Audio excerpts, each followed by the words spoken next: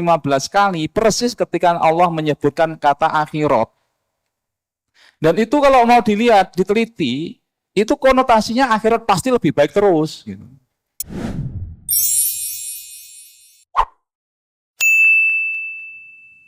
Bismillahirrahmanirrahim.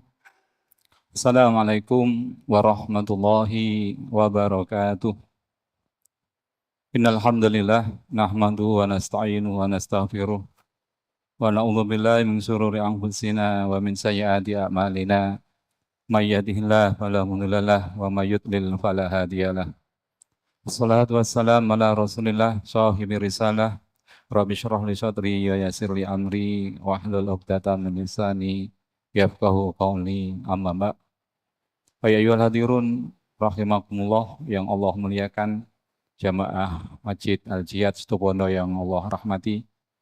Kita panjatkan puji syukur hadirat Allah Subhanahu wa taala yang masih menakdirkan kita ada di rumah yang barokah. Kemudian di waktu yang barokah di tanggal 7 Dzulhijjah. Insyaallah dalam hitungan hari lagi kita akan menuju hari puncak yaitu Idul Adha. Mudah-mudahan kita Allah panjangkan umur dan bisa menggunakan dengan maksimal sehingga perolehan ibadah pahala kita juga maksimal. Amin. Allahumma amin. Salawat dan salam kita sampaikan pada beliau Rasulullah Muhammad SAW. Mudah-mudahan kita tetap dianggap sebagai umat beliau yang sah dan berhak mendapat syafaatnya kelak. Amin. Allahumma amin. Bapak Ibu, kita lanjutkan kajian kita yaitu tentang zuhud pada dunia. Kemarin sudah kita sampaikan tentang kondisi dunia yang kita hidup di dalamnya. Nah, ada ajaran Islam yang sering kita dengar yaitu zuhud. Nah, malam ini kita kaji hakikat zuhud itu yang bagaimana. Bapak Ibu yang memuliakan, dalam kamus ma'ani, kamus yang menerangkan makna-makna lafaz, kata dunia itu mempunyai beberapa arti. Ada yang mengartikan dunia itu tempat ujian, ad-dunya. Bahasa Arabnya dunia itu tempat ujian. Ada yang mengatakan tempat sebelum kematian, dana. Ada yang mengartikan kehidupan hari ini, hayatul hadirah, kehidupan yang kita jalani sekarang.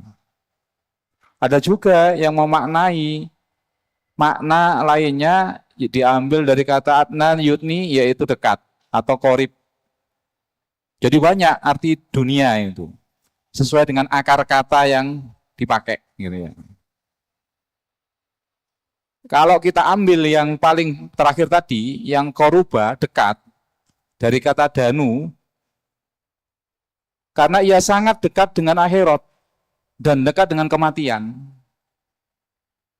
Jadi dunia itu kalau kita artikan dekat, dekat dengan apa? Dekat dengan kematian, dekat dengan akhirat. Bagaimana tidak dekat? Kita umur umpama hanya 60, 70, maksimal 100 lah. Artinya semakin ke depan, semakin ke sini kita semakin dekat terhadap kematian itu sendiri. Nah, kita dikatakan hidup di dunia, hidup yang semakin mendekati kepada kematian, kepada akhirat. Ada pula pendapat yang mengatakan bahwa dunia diambil dari kata dina'ah. Ini yang agak ngeri, artinya najis dan kotor. Jadi ada juga makna dunia itu adalah kotoran, najis. Tentu kita tidak akan ridho, dunia seindah ini kok bisa dikatakan kotoran, najis itu. Ya tergantung nanti kita. Ada juga Bapak Ibu yang berpendapat bahwa kata dunia ini diambil dari kata ad-daniyah, yaitu bermakna kenikmatan, keindahan, dan beberapa arti yang lain. Jadi tergantung. Bagi orang yang menggunakan terminologi bahasa dunia itu adalah rendah, maka dia akan menjauhi nanti. Dia akan menggunakan sesuai dengan kebutuhannya saja. Tapi kalau mengartikan dunia adalah kenikmatan, kayak orang komunis, ateis, dunia adalah segalanya, maka hidup matinya dipakai untuk mengumpulkan dunia. Ya monggo terserah. Kita dikasih akal dipakai untuk mana yang harus kita ambil, mana yang harus kita tinggalkan. Bapak Ibu, andai kata kita mengambil dunia itu yang kita artikan tadi, entah yang dekat, entah yang kotor, yang najis. Nah, kita sekarang bertanya, kenapa alam yang Allah ciptakan, yang kita tempati sekarang kok disebut dengan dunia? Nah, itu. Maka alasannya ada dua. Alam yang kita tinggali sekarang, itu disebut dengan dunia, itu karena ada dua alasan. Yang pertama, karena dunia ini memang rendah dari akhirat.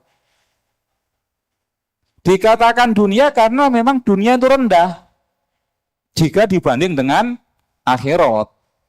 Jadi harus ada perbandingan. Kita mengatakan orang itu ganteng kalau ada lebih dari satu pembandingnya. Kita mengatakan ini asli atau palsu kalau ada perbandingannya. Nah, dunia ini disebut dunia, kenapa? Karena rendah dibandingkan dengan akhirat. Annaha adna minal akhirah li'annaha qablaha kama qala ta'ala walal akhiratu khairul laka minal ula. Dunia dikatakan rendah, dekat, dan sebagainya. Kenapa? Kalau dibandingkan dengan akhirat, dasarnya jelas walal akhiratu, akhirat itu lebih baik daripada yang ula. Ula ini adalah dunia. Jadi kita harus punya pemahaman minimal kita itu akan menghadapi alam dunia, alam akhirat. Sehingga kita tidak boleh hanya terpaku, terfokus di dunia ini saja. Sebentar lagi kita akan pindah ke alam akhirat. Dan alam akhirat itu lebih baik daripada alam dunia. Itu alasannya dunia disebut dengan dunia. Yang kedua, karena dunia itu rendah. Dunia itu penuh dengan aib, penuh dengan cacat, penuh dengan celah. Apa di dunia yang tidak ada cacat celahnya? Semua pasti ada. Seganteng apapun orang, dia punya cacat. Secantik apapun wanita, ada cacatnya juga. Kenapa? Karena memang dunia diciptakan begitu. Tujuannya biar kita tidak kerasan, biar tidak mati-matian cari dunia. Dalam Al-Quran, nah ini alasannya ya, karena dunia itu penuh dengan cacat, penuh dengan celah, penuh dengan aib, maka dia rendah. Sama, hampir sama dengan yang kedua. Sekali lagi, dunia disebut dengan dunia karena rendah, karena penuh dengan cacat, penuh dengan celah. Nah, dalam Al-Quran Bapak Ibu, kata dunia itu diulang sebanyak 115 kali. Sama persis dengan kata akhirat. Jadi disejajarkan, dibandingkan, dihadap-hadapkan. Ada dua orang, satu ganteng, satu biasa. Maka kita akan ngomong yang satu ini ganteng, Pak. Kalau hanya satu, wanita cantik, sejelek apapun kalau dia hanya satu, ya kita anggap cantik. Karena Pak wanita. Nah, 15 kali, persis ketika Allah menyebutkan kata akhirat. Dan itu kalau mau dilihat, diteliti, itu konotasinya akhirat pasti lebih baik terus. Gitu. Saya bayangkan kita, 115 kali, andai kata kita itu khatam Al-Quran 1 bulan sekali, berarti 1 bulan kita diingatkan 115 kali tentang kelebihan akhirat daripada dunia. Kalau dibikin rata-rata berapa? 115 bagi 30 hari. Berarti paling enggak sehari kita itu diingatkan sama Allah paling enggak 4 kali bahwasanya akhirat itu lebih baik daripada dunia. Nah sekarang akal waras itu pasti akan bilang, oh iya ya, akhirat itu lebih baik daripada akhirat.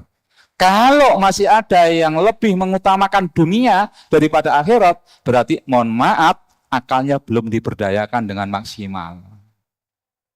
Itu tadi 115, asumsinya kita khatam 1 bulan sekali, berarti 115 dibagi 30 hari, muncul angka sekitar 4, gitu. 3 atau 4 itu.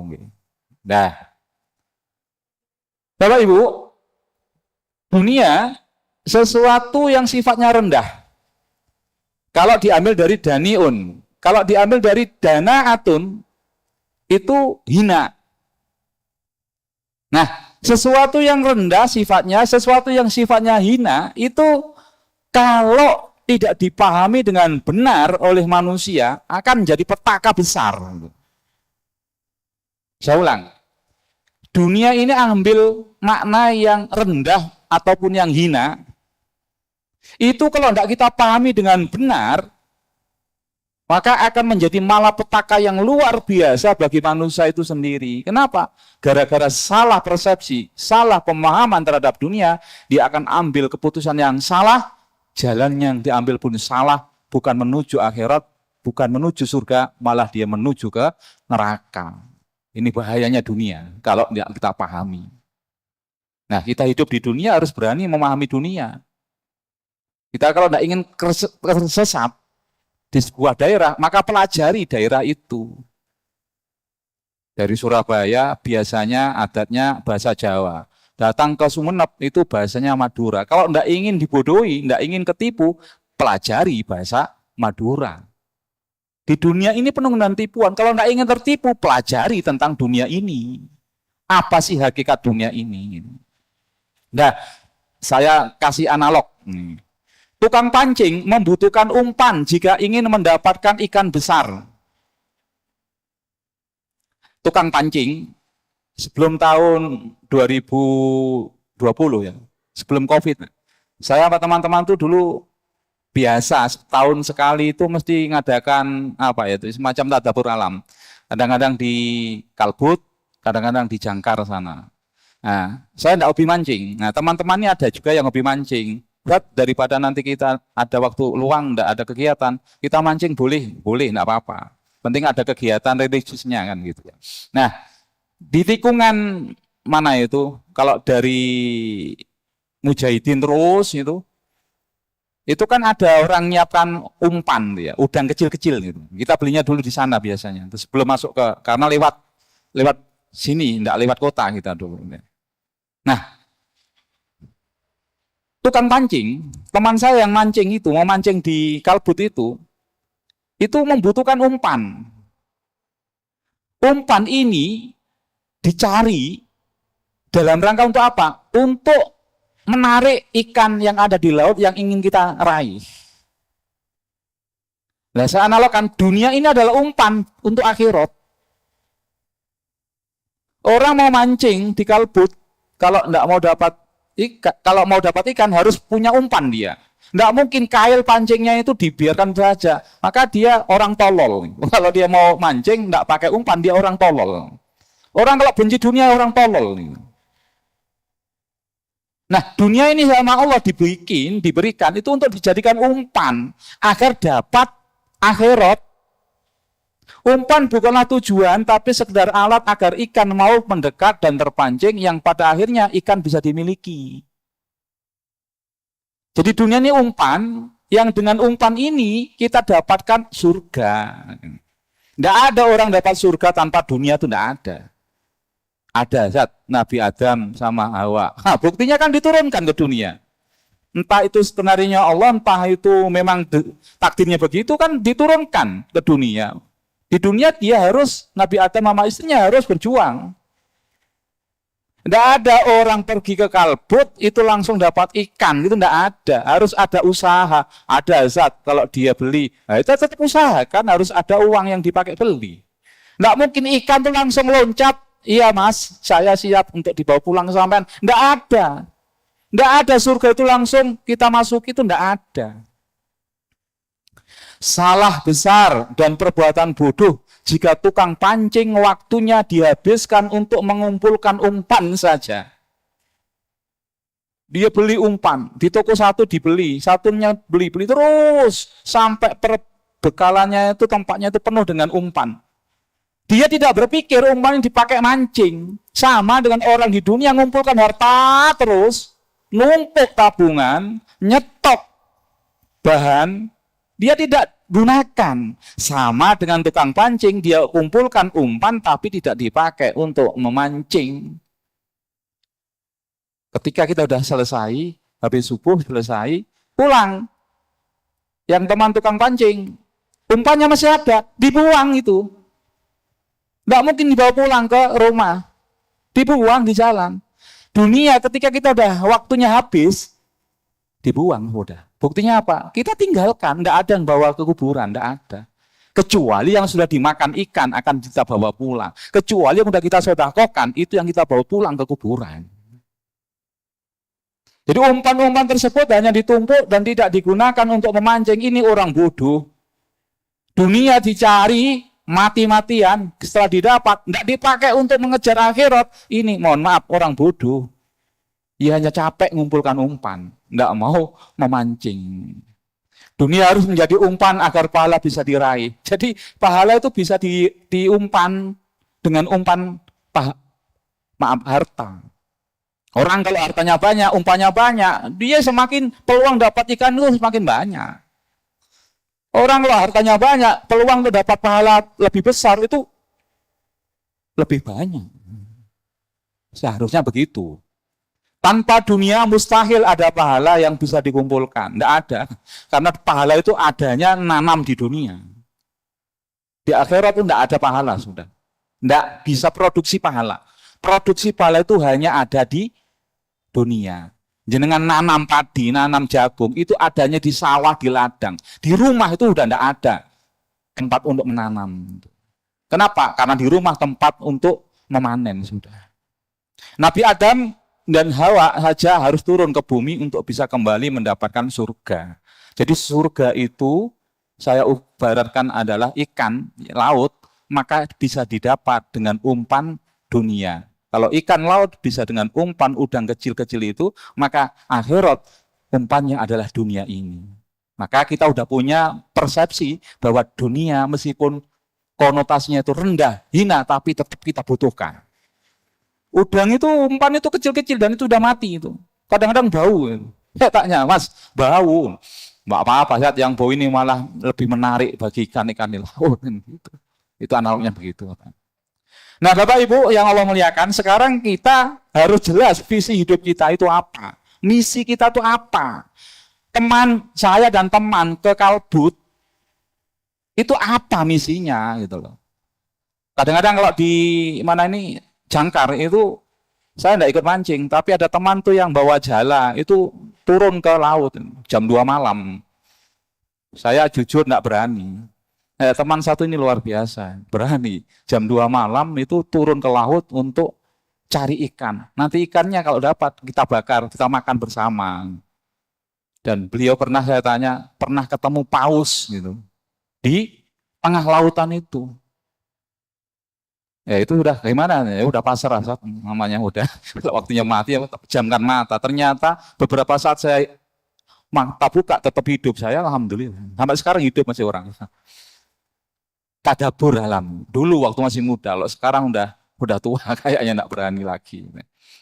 Nah, visi misi kita Bapak Ibu di dunia itu jelas apa? Adalah untuk meraih akhirat, bukan meraih dunia ini. Rendah sekali Bapak Ibu jika kita hanya ingin dapat dunia. Kenapa saya katakan rendah? Karena dunia ini takdir. Jungkir balik kayak apa? Waktu 24 jam dipakai kerja mengumpulkan uang. Kalau tidak Allah takdirkan kaya, tidak kaya kita. Tapi nyantainya minta ampun. Kalau memang takdirnya dia kaya, ya kaya raya.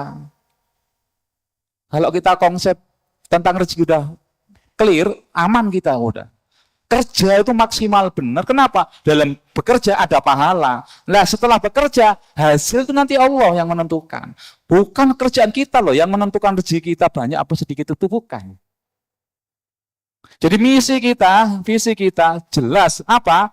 Meraih surga, menjadi penduduk surga. Nah kalau kita udah menargetkan misi kita adalah surga, nggak pernah kita susah. Kenapa? Target saya surga. Di surga tempat bahagia. Kalau sekarang harus menderita, wajar masih berjuang. Orang nanam padi itu 3-4 bulan itu capek. Saya itu dulu kalau udah bantu bapak, itu kalau udah ke sawah, panasan itu. Ya, agak nakal saya. Ya, males jadi petani ya, akhirnya panas, pura-pura muntah ya. Artinya bapak, udah kamu tidak cocok jadi petani, mudah-mudahan kamu hidupnya lain rezekinya. Jadi sejak saat itu tidak disuruh ke sawah lagi sama bapak. Panas. panas Pak. Ya ini namanya orang kerja ya panas. Nah, kalau enggak ingin panas ya di rumah. Gitu. Akhirnya gimana kalau biarin pura-pura muntah sungguhan, mulut dimasuki ya mah. Gara-gara itu udah enggak usah sama lagi gitu. Nakal saya dulu tuh ke orang tua. Mudah-mudahan Allah ampuni gitu. Tapi doanya orang tua insya Allah enggak jadi petani saya. Nah ya, jadi kita lihat sekarang misi kita adalah untuk menjadi penghuni surga. Ini kita lihat Al-Hafidz Ibnu Rajab Al-Hambali rahimahullah itu menuturkan kisah sahabat Abu Dzar. Seseorang masuk ke rumah sahabat Abu Dzar. Abu Dzar ini sahabat. Orang tersebut memperhatikan isi rumahnya Abu Dzar. Kemudian bertanya, Abu Dzar, mana harta bendamu ini? Tidak ada apa-apa dalam rumahnya itu. Maka Abu Dzar menjawab, sesungguhnya kami memiliki rumah di surga nanti, yang kami menuju ke sana. Artinya apa? Konsentrasi Abu Dzar itu, dia mikiri urusan surga. Harta tidak begitu dipikirkan, yang penting dia butuh, selesai, sudah. Nah orang tadi, kamu harus punya uang, punya harta di dunia ini. Tidak boleh kamu tidak punya harta. Apa kata Abu Dzar? Sesungguhnya pemilik tempat ini, dunia ini, Allah maksudnya, tidak akan menyanyiakan kami di sini. Itu sikap seorang yang zuhud. Kamu harus punya uang, punya harta, Abu Dzar.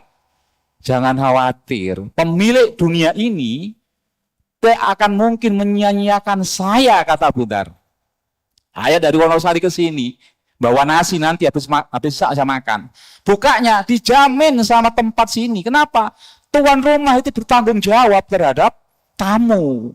Kita ini tamu Bapak Ibu. Tuan rumahnya adalah Allah. Kok tidak yakin kita?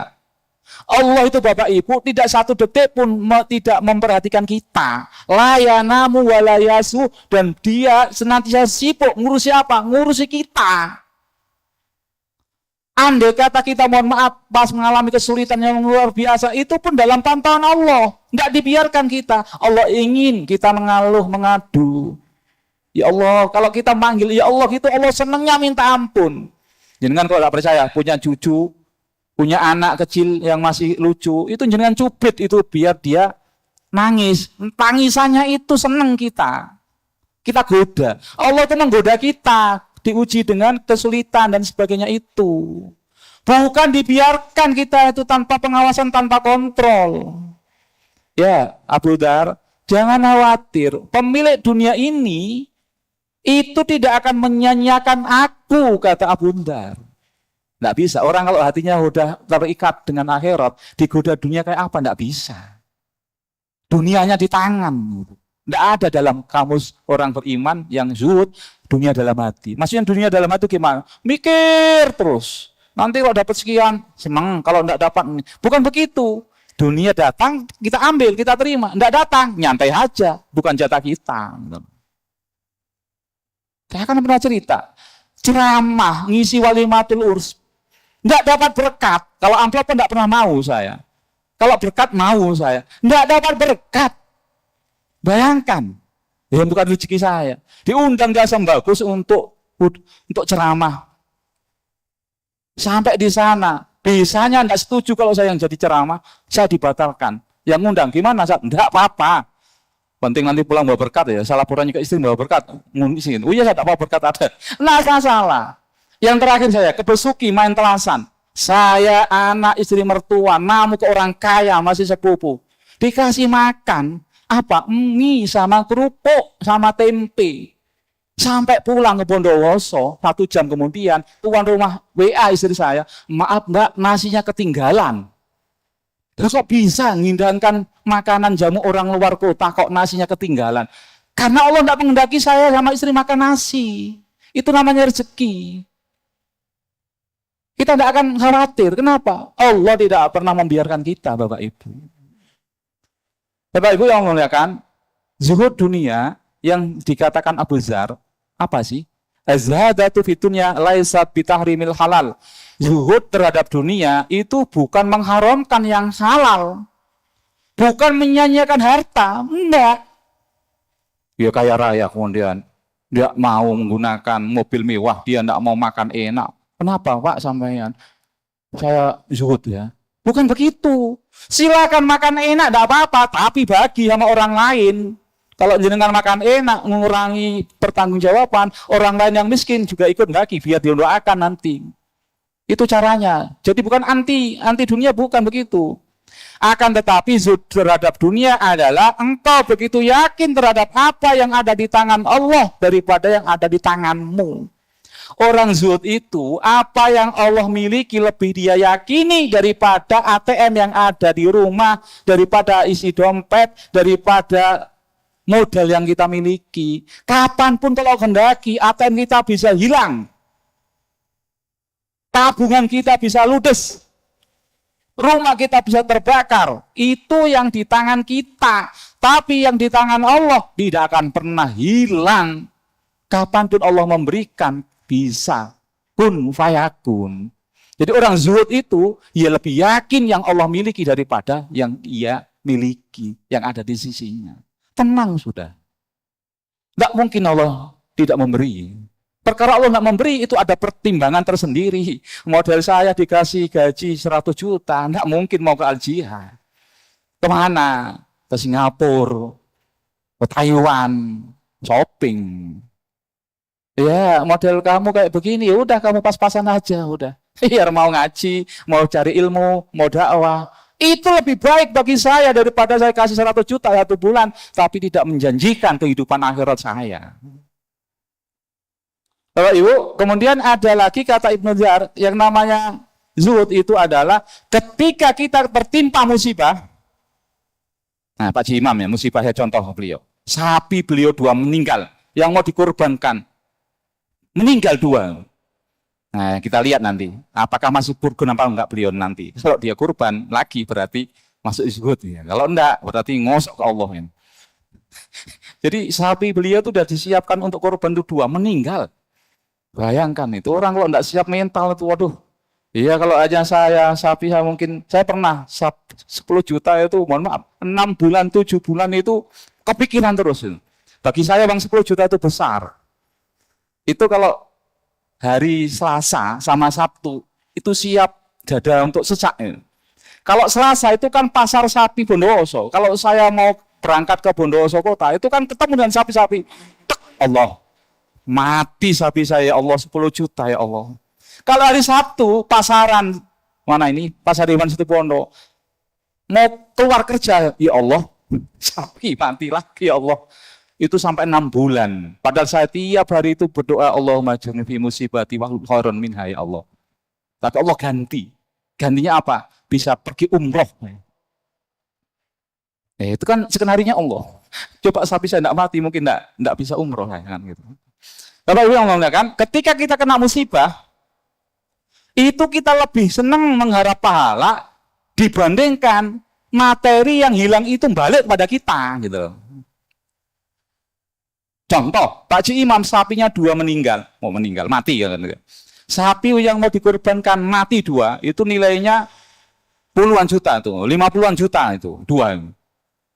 Ketika beliau zuhud, itu lebih senang musibahnya itu diganti dengan pahala di akhirat daripada sapinya tetap hidup. Kenapa? Ketika musibah itu terjadi, kalau dia sabar, pahalanya luar biasa. Kalau kita kurban itu kan kita masih ada, mohon maaf, ada rasa, oh saya yang kurban ini. Ketika sapi kita diambil sama Allah, mati, itu kan orang banyak yang, mohon maaf, kalau nggak simpati itu kan, dulat lah, iya, kan begitu. Itu kan ujian tersendiri. Oleh orang-orang tertentu yang doakan, kan begitu. Nah itu ujiannya luar biasa, dia lebih senang mendapat pahala daripada sapinya dikembalikan hidup kembali. Itu namanya orang zuhud. Ini berat. Kalau enggak butuh, kalau enggak latihan enggak bisa. Dan Bapak Ibu, zuhud sebagaimana Ibnu Rajab itu intinya 3. Berpaling dari dunia dengan sedikit saja dia pakai. Kemudian menghinakan diri dari dunia, kemudian membebaskan diri darinya. Ini intinya zuhud itu. Dia menggunakan dunia seperlunya. Sisanya untuk akhirat, maksudnya begitu. Kemudian dia menghinakan dirinya. Kenapa? Karena memang dunia itu hina. Gitu. Kita hinakan. Kemudian membebaskan diri dari dunia. Kita bebas, tidak mau dijajah oleh dunia kita. Kita ini merdeka. Nah, zuhud terhadap dunia dan terhadap di atas ditafsirkan dengan 3 hal yang kesemuanya adalah amalan hati, bukan amal lahiriah, jawarih, anggota badan. Jadi zuhud Bapak Ibu itu aktivitas hati, tidak bisa diukur dengan perbuatan, dengan apa yang kita lihat. Jadi imam naik Innova, oh tidak zuhud dia. Kalau dia mau zuhud seharusnya pakai carry tahun berapa? Enggak begitu. Pakai mobil mewah, paling mewah pun Lamborghini atau Rubicon dan sebagainya, itu urusan dia sama Allah. Kalau dia bisa menata hatinya, zuhud dia. Tapi yang naik carry tahun 80-an, kalau sombongnya minta ampun, bukan zuhud dia. Jadi orang kaya bisa zuhud, orang miskin juga bisa zuhud. Itu aktivitas hati, bukan aktivitas jawarih anggota badan, bukan. Jadi mulai sekarang kita tidak boleh, oh dia zuhud Pak, apa? Ya makannya pakai ikan teri. Oh, dia udah punya penyakit, dia nggak makan teri, gitu. Bukan begitu maksudnya. Dia itu menata hatinya, tidak bisa diukur dengan aktivitas yang kelihatan di panca indera kita. Jadi zuhud itu sekali lagi aktivitas hati. Nah sekarang ini, zuhud adalah yakin bahwa apa yang ada di sisi Allah itu lebih diharap dari apa yang ada di sisinya. Keyakinan yang kuat sekali bahwa yang di sisi Allah itu yang lebih utama, lebih kuat, menjanjikan dibandingkan yang ada di sisi kita. Kenapa? Yang ada di kita itu hanya titipan. Ini laptop, ini kursi kebesaran, ini meja, ini titipan, ntar lagi udah hilang. Ketika peran saya untuk nyampaikan selesai adzan isya, turun saya. Diambil sama pemiliknya, sama takmir. Harta jenengan berapa miliar pun, kalau peran jenengan sudah selesai sudah. Diambil lagi sama pemiliknya, sama Allah, dibagikan kepada ahli waris. Yang yakin ada di tangan Allah. Itu orang zuhud. Keyakinan ini dibangun di atas rasa yakin yang kokoh pada Allah. Hasan al-Basri berkata, yang menunjukkan kelemahnya keyakinanmu, apa yang ada di sisimu, harta dan lainnya, lebih engkau harap dari apa yang ada di sisi Allah. Orang zuhud itu, dia tidak yakin terhadap apa yang dia miliki, kapanpun bisa pergi. Tapi dia yakin, apa yang di sisi Allah itu lebih baik. Kalau Allah berikan pada saya, berarti itu yang terbaik. Kalau enggak, berarti itu juga terbaik. Yang dititipkan kepada kita, itu ujian. Kapanpun bisa diambil. Abu Hazim seorang yang dikenal begitu zuhud ditanya, apa hartamu? Nah ini. Ia berkata, aku memiliki 2 harta berharga yang membuatku tidak khawatir miskin. Yaitu rasa yakin pada Allah, 1. Yang kedua, tidak mengharap apa yang ada di sisi manusia. Harta termahal Bapak Ibu, kata Ibu Hazim adalah yakin bahwasanya apa yang Allah miliki itu tidak akan hilang. Apa yang Allah miliki, apa yang di sisi Allah itu lebih baik daripada yang lain. Yang kedua, tidak pernah mengharap hartanya orang lain. Lah ngapain kita capek-capek memikirkan orang lain? Itu urusan dia. Dia mau kaya, mau miskin, itu urusan dia sama Allah.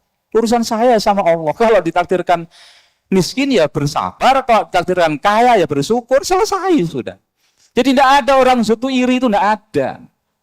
Iri itu kan tidak percaya sama Allah. Allah membagi, Allah memberi kepada siapapun yang dikehendaki. Lah kalau kita iri, rugi. Orang iri itu tidak akan selamat dia. Dia akan tersiksa. Jadi harta yang terbaik kata Abu Hazim adalah rasa yakin pada Allah bahwa apapun yang Allah berikan itu yang terbaik, apapun yang Allah tidak berikan itu juga yang terbaik. Kemudian tidak mengharap apa yang ada di tangan manusia. Ada yang bertanya kepada Abu Hazim, tidakkah engkau takut miskin? Maka Abu Hazim menjawab, bagaimana aku takut miskin, sedangkan Allah sebagai penolongku adalah pemilik segala apa yang ada di langit dan di bumi. Bahkan apa yang ada di bawah gundukan tanah pun itu miliknya Allah. Kenapa kita tidak takut miskin? Karena apa? Penolongku, pemeliharaku, pengasuhku, Itu yang memiliki dunia seisinya, langit, bumi, tengah-tengah, bahkan di bawah dasar laut, di bawah gundukan tanah, itu miliknya Allah. Kapanpun Allah memberikan, bisa. Kalau Allah tidak memberikan, ya Allah pun sanggup. Kembali lagi, kalau Allah berikan, berarti itu kita layak untuk mendapatkan. Kalau Allah tidak memberikan, berarti kita tidak layak. Layak dan tidak layak itu urusan Allah. Kita tidak boleh protes. Nah, Bapak Ibu, tadi ada keyakinan. Ini yang harus kita pahami benar. Yakin itu Bapak Ibu, itu 100%. Tidak ada celah sedikit pun. Ini air ya air. Enggak saat itu teh air. 2 juta saat antum bilang teh, enggak. 1 miliar saat enggak. Awas jenengan enggak ngomong itu teh, tak bunuh saya. Enggak apa-apa, ini air kok. Itu namanya yakin. Lah kita yakin ada pahala apa enggak? Yakin, ya lakukan sedekah.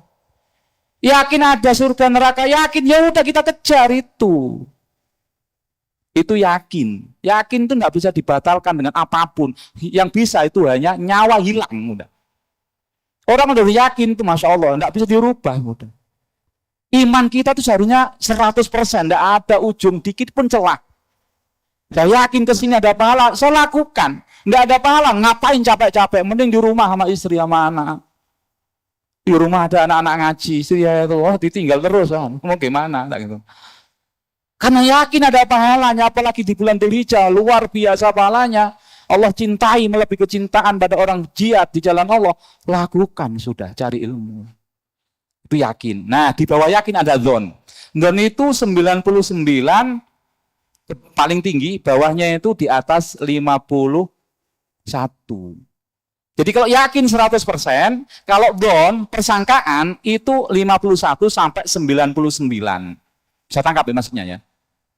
Kalau ke tingkat kepercayaan jenengan tuh 51 sampai 99, itu namanya dzon.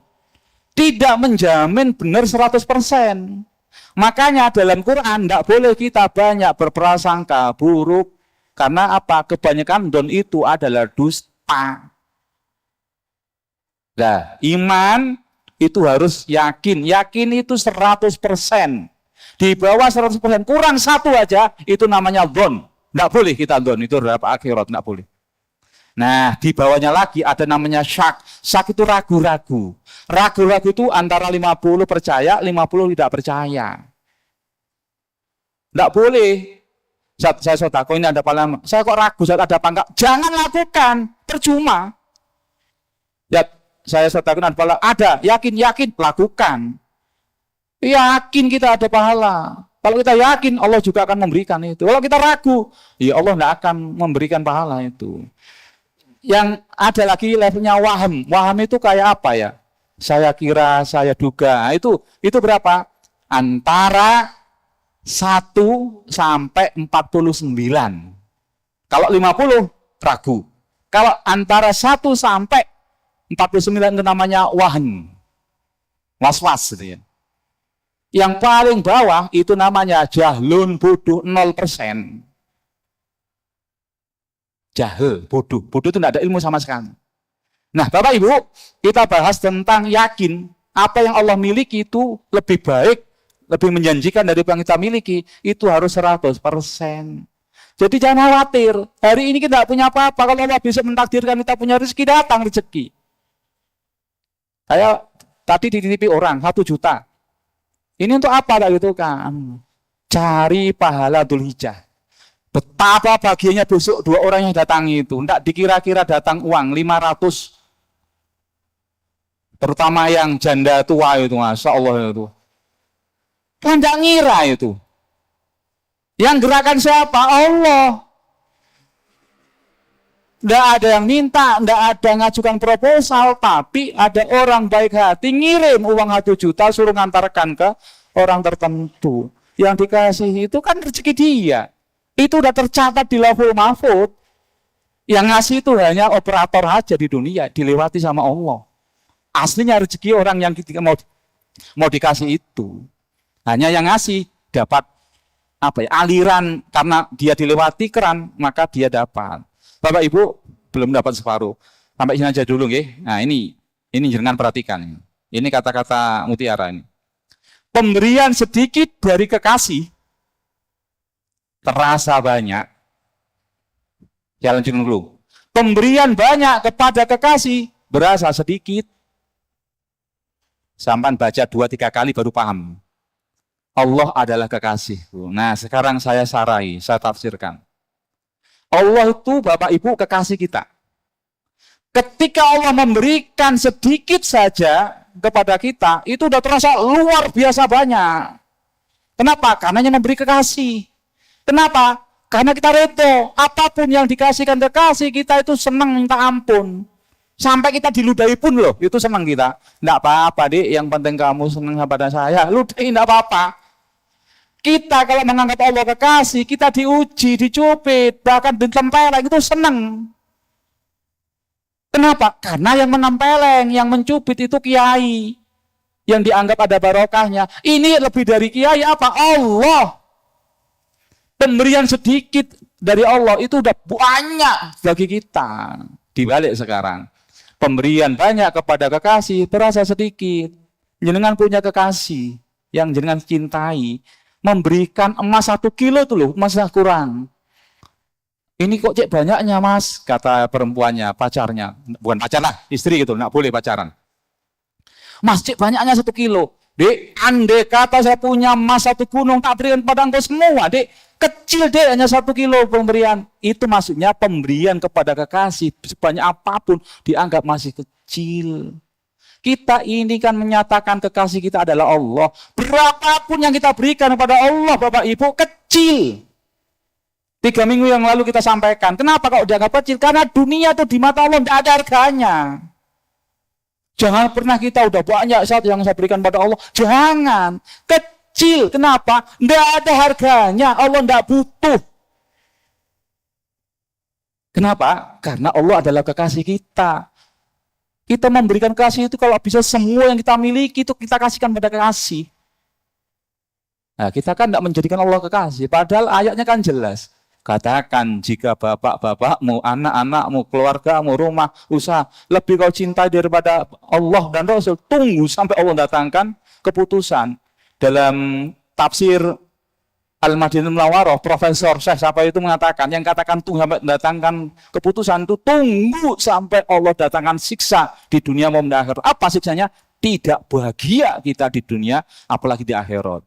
Jadi orang kalau lebih mencintai dunia seisinya daripada Allah dan Rasulnya, maka dia tidak akan bahagia di dunia, dia pasti akan sengsara. Hartanya melimpah, jabatannya tinggi, tapi dia akan dibikin siksa oleh harta dan jabatan tersebut.